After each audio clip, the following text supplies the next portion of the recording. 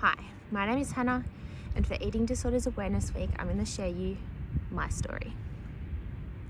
I'm a survivor who has lived, lives, and has battled with anorexia. I've become a warrior within myself, conquering this debilitating disease one day at a time.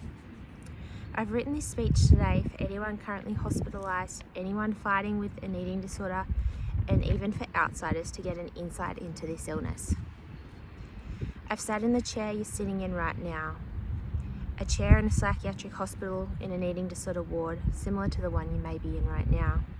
I remember sitting here waiting for yet another recovered speaker to come and speak to us eating disorder patients, and I dreaded it. Maybe I had a few bad experiences in my eyes and in my mind. I felt misunderstood and like no one or this person sitting in front of me had a true idea of what I or we were going through.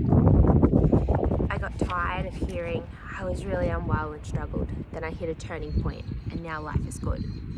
And then them listing all the good things in their life.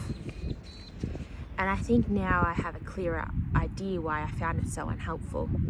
So I'm not going to do that today, tell you that story. I'm going to tell you about the middle parts. I don't claim I am recovered by any means.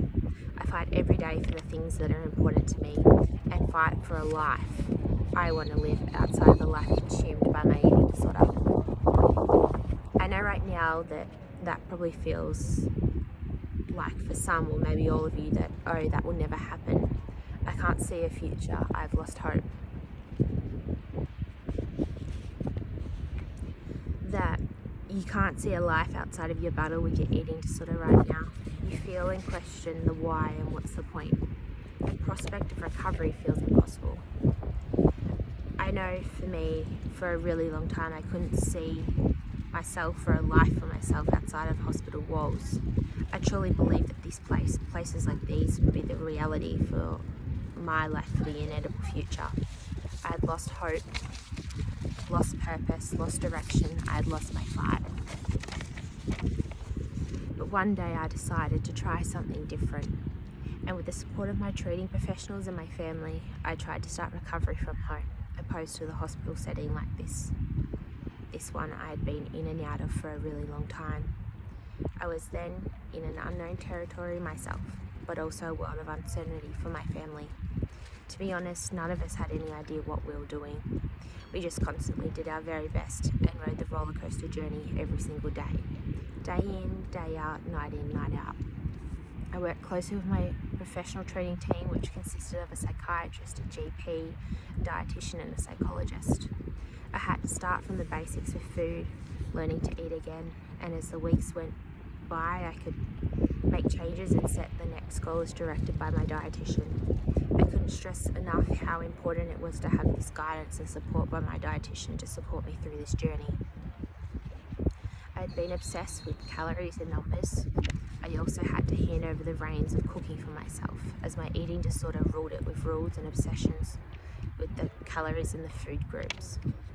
It basically became impossible for me to make a meal anymore. So for a period of time, I was no longer cooking for myself. I ate what everyone in my family ate, whether I wanted it or not. And reality was I did not. Before meals, I'd be crying. I experienced panic attacks.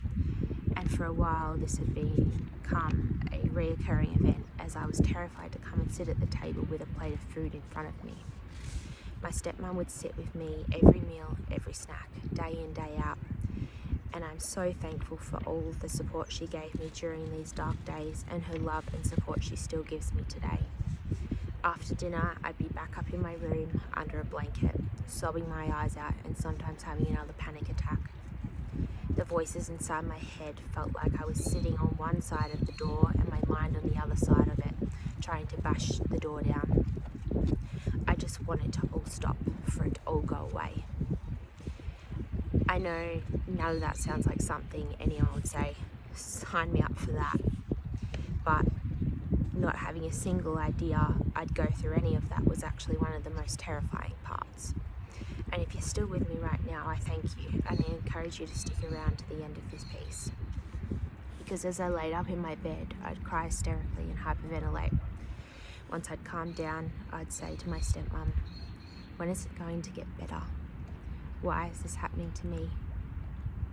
This part I'm going through right now, I'm tired of hearing about the rock bottom or I'm recovered, because recovered feels like it's not even a possibility right now or ever. Why does no one talk about this part, the part I'm going through right now?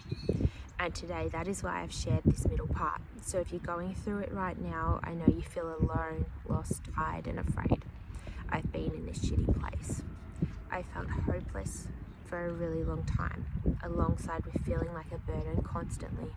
And even though I was surrounded by my loving family, my amazing stepmom, and a treating team that supported me through this journey, I still felt alone, lonely, and isolated.